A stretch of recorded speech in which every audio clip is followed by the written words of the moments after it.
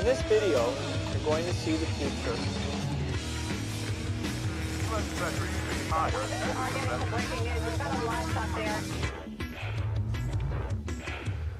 Hello there, you Awakening Wonders. Thanks for joining me for Stay Free with Russell Brand. And free indeed we must remain. Come over here. Join us for today. We are discussing a wide variety of insane topics. Is the rhetoric around the election, even at this early stage, becoming outrageous, superlative and undeniably hyperbolic? For example, the use of the word Reich. Reich is not a word you want bandied around in elections, but is the term lethal force for arrests a term that should be used as well? And don't you criticise this hat. Come on over here, you lot. So, we've got a fantastic show coming right up. Let's have a look at this first of all. Joe Biden has got some. Don't call it the Huck Finn hat. It's not a Huckleberry Finn hat. This is my hat. Huckleberry Finn is going to have his own hat. If you're watching us anywhere else, well, you won't be. Tell me when we're on YouTube. Let me close with this. After I signed the PAC Act into law. After I signed the PAC Act into law, I immediately went to a speech therapist. I felt that it was my next obligation. Have you seen the conversation where people try to work out whether Biden is AI or not? See if you can guess along with us. AI or no AI? All right, this one I'm going to ask you about. You can't be pro-insurrection and pro-cop. You can't be pro-insurrection and pro-democracy. You can't be pro-insurrection and pro-American. Donald. That can't be a real Joe Biden, can it? I know a lot of you potentially think there are numerous Joe Biden. I'm not Russellberry Finn. I am not Russellberry Finn. I know a lot of you think that Joe Biden has numerous handlers and entities. 1775. Is there any coffee like it? These sweet, sweet beans. It's all about the beans. It's all about the beans. Do you think he's drugged? What, when Trump did that? We don't want him coming out like State of the Union. Like that. It was amazing, wasn't it? It was an amazing little bit of Trump stand-up. Anyway, see, look, if they can guess correctly whether it's AI or authentic. Trump lacked the courage to act. So what did you think of this one? He didn't blink. Not at all, right? So that suggests it's fake. This one's actually real. How's that? And yes, he didn't blink for the whole 17. Doesn't even properly look like that anymore. Those eyes don't look right. What's going on? What's happening? What's happening in society? What's happening more broadly? I suppose, in a sense, the increasing hysteria and sense of dystopia, is it because it's something beautiful about to be born? Are we on some glorious precipice? Let me know in the chat. Like Miss Lee Lou USA and 75-4. A lot of people are suggesting that Joe Biden's on something a little stronger than Rumble's own 1775 coffee. And don't call me Russellberry Finn. I do not want that catching on. I don't even want to see it in the Awakened Wonder chat in locals. I'll be drinking a little bit of my own sweet Rumble coffee, 1775. What are you? Hold on a minute. Wasn't this when you were starting to get rid of the British? Hang on a second. I'm not sure I like this. Second clip. And when this actually surfaced about a year ago, there were conspiracy theories and people thinking that this had to have been a deep fake. The reason that we can tell that this one is not a deep fake, we really need to rely on the source. First of all, coming out a full White House video, giving a speech, and these were remarks that were delivered virtually. We're not only at risk of seeing things that are false and thinking that they're true, but actually seeing things that are true and thinking. Oh, well, why don't you introduce a load more censorship then? Why don't you help us spot what AI is in case we all get so confused? Why don't you control the information that we get access to? Have you seen, is it Scott Adams? Who's the guy that created Dilbert talking to AI yet? Have you seen that? It's pretty funny. He's got AI. He talked through an imaginary and fictitious scenario where deep state actors might be able to manipulate elections. We might show you a little bit of that in a second. Meanwhile, have a look at Anthony Blinken being called a war criminal during a hearing. Let's have a look at that. It's what's interesting about it is approach it from a human perspective for a moment if you can. Like, look at how sort of awkward he is, and think it was just so recent that he was singing "Rockin' in the Free World" so happily in Ukraine. People's Republic of China. He's a war criminal. He is a war criminal. The blood of 40,000 people is on his hands. The blood of 40,000 Palestinians is on his hands. He is a war criminal. He is a war criminal. Blinken is a war criminal. The blood of 40,000 people is on his hands. That act is, by the nature of the fact that it's a protest, is a disruption in the ambience of that moment. People are sort of like, we're in this hearing, we're talking seriously and sensibly, and then something sort of slightly chaotic happens and the parameters are burst and broken. And look at Anthony Blinken's face. You can see that somewhere in his mind, Neil Young's lyrics are being silently hummed.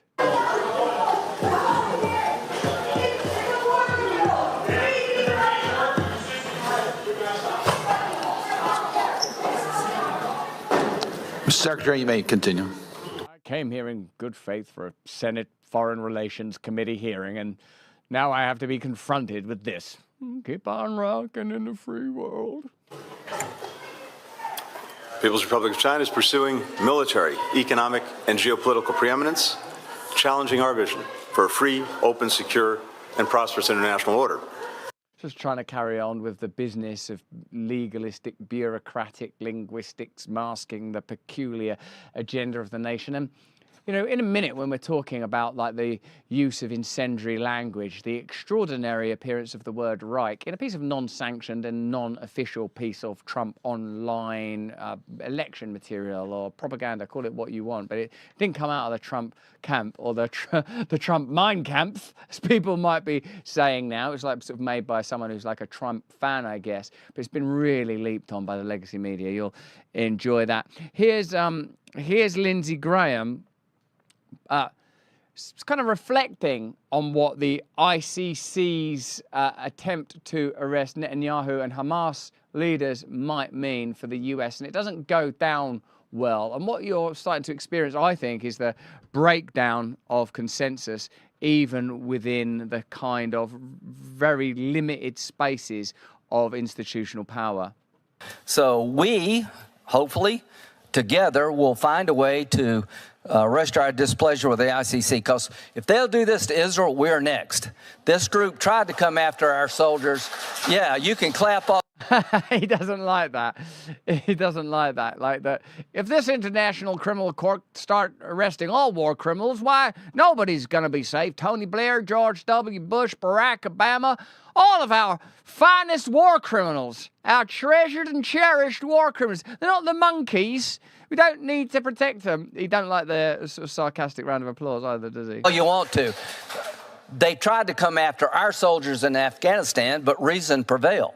So at the end of the day here, Afghanistan, that went well. That was an extraordinary and worthwhile $2 trillion bonanza that did a great job of extracting public money, your money, from you and placing it in the hands of the very same organizations that continue to benefit from endless war. As it seems, on a macro level, the United States of America wrestles with the fact that they are experiencing incredible economic decline while still wielding incredible military power. So I suppose attempting to make military power the most significant type of power, it could be argued. We're looking at that in a little more detail. Let's see how Boeing are getting on. Not that I'm whistleblowing or anything. I'm not suggesting. I'd like to take this opportunity to say, Boeing, damn fine airplanes, extremely well made.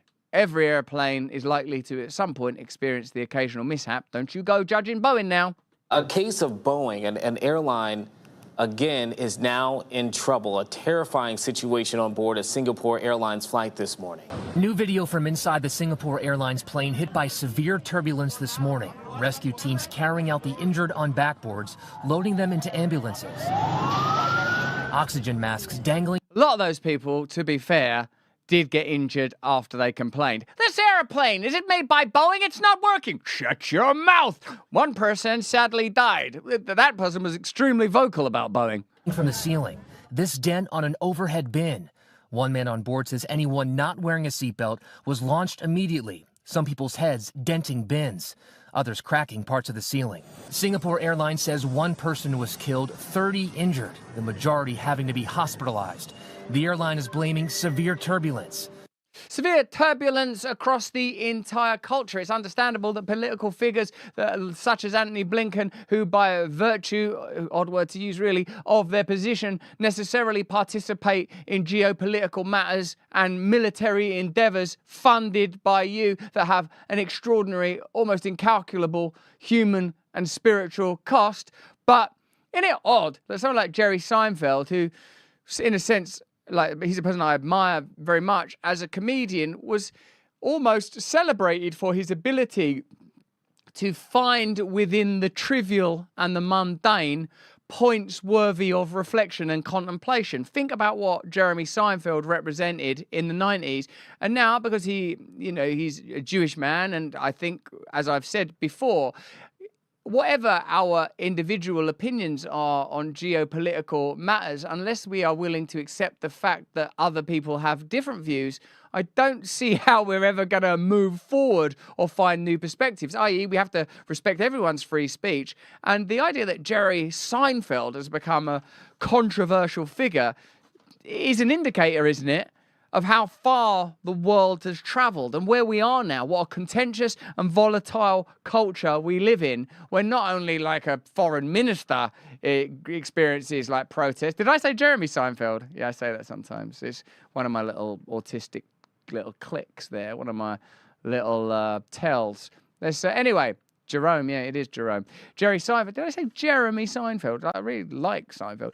Anyway, the point is this, that someone who was a gifted, albeit innocuous celebrity 30 years ago, has now become extraordinarily controversial. Can this culture hold itself together? And these are the kind of ideas we'll be discussing in a minute when we talk about the endless amplifying slurs and increasingly hysterical rhetoric that's defining the forthcoming election. Let's have a look, though, at the Seinfeld thing. 5:44, a Saturday comedy show at Chrysler Hall became the scene of pro-Palestinian protests. During his set, Jewish comedian Jerry Seinfeld faced interruptions from pro-Palestinian protesters. And these are pictures and some videos several viewers sent to 10 on Your Side. And according to one viewer, Seinfeld apologized to the audience for the protesters and said he would not stop the performance. I think what it is my hat is quite tight, and it's Ron Jeremy Seinfeld. There's a lot of Jeremiah Seinfeld. I think it's because, Jewish comedian. I know, like, everything's become sort of so divided, divisive, and complex. My hat's very tight. Yeah, I'm all right, thanks, Gandalf. I'm fine, baby. I'm absolutely fine. Let's see what Mike Benz is saying about big tech. Microsoft's like, here, NSA, we made this present for you. This is the amazing story that Windows PCs will have photographic memory, a new feature that's called Recall that will remember and understand everything you do on your computer by taking constant screenshots. You're aware that Microsoft have incredible and extensive government contracts, and I imagine that if you were to do Mike Benz style investigations on Microsoft, you would discover that those contracts likely mean that there are back-channel relationships between Microsoft and government agencies in much the same way there are on Google. And if you're watching this on YouTube, we'll be there for another couple of minutes, but then you're going to have to click the link in the description and join us over in the sweet stream of freedom, a place that it may convey free speech, but it does it in a caffeinated and empowered manner through 1775 Coffee, the sponsors of the show today. Wake up every day and choose that sweet lady we call freedom while you still can, because Microsoft appear to have come up with yet another way to inhibit it. How do we introduce memory, right? Photographic memory into what you do on the PC. And now we have it. So it's called Recall. It's not keyword search, right? It's semantic search over all your history. And it's not just about any document. We can recreate moments from the past, essentially. Here's how it works. Windows constantly takes screenshots of what's on your screen, then uses a generative AI model right on the device, along with the NPU, to process all that data and make it searchable, even photos. I got to try it out. I searched brown leather bag. It came up in visual search, There's no place on this page that it says brown leather bag. It just knows because it sees this brown leather bag. There could be this reaction from some people that this is pretty creepy. Microsoft is taking screenshots of everything I do. Yeah, I mean, that's why that it can only do it on the edge, right? So this is like, you have to put two things together. This is my computer. This is my recall, and it's my freedom that's being increasingly impeded upon by a set of interests that appear to be unifying. Do you know what? I've had enough. I'm not going to wear that hat. If this is the ridicule that I'm facing, and this hat is available to all of you, post the link to it. This is available, and when we get money for our little foundation, we use it to get people into treatment so they can become free from addiction and alcoholism and live new lives in the service of a great power. If you're watching us on YouTube, click the link in the description, because we are going to be talking about the increasing hyperbole in political spaces. Someone made a video in support of the Trump campaign, and for some reason the word Reich is available, and Reich is not a good word. Let's face it, like, when do you ever hear the word Reich? I don't even remember the first two Reichs. I remember just the third one. Russell, don't bend the knee to the hat haters. What do you want me to do? How many hats can I wear? Click the link in the description. We're going to be talking about that. We're going to be talking about Klaus Schwab and so much more. Click the link, baby. Join us over here.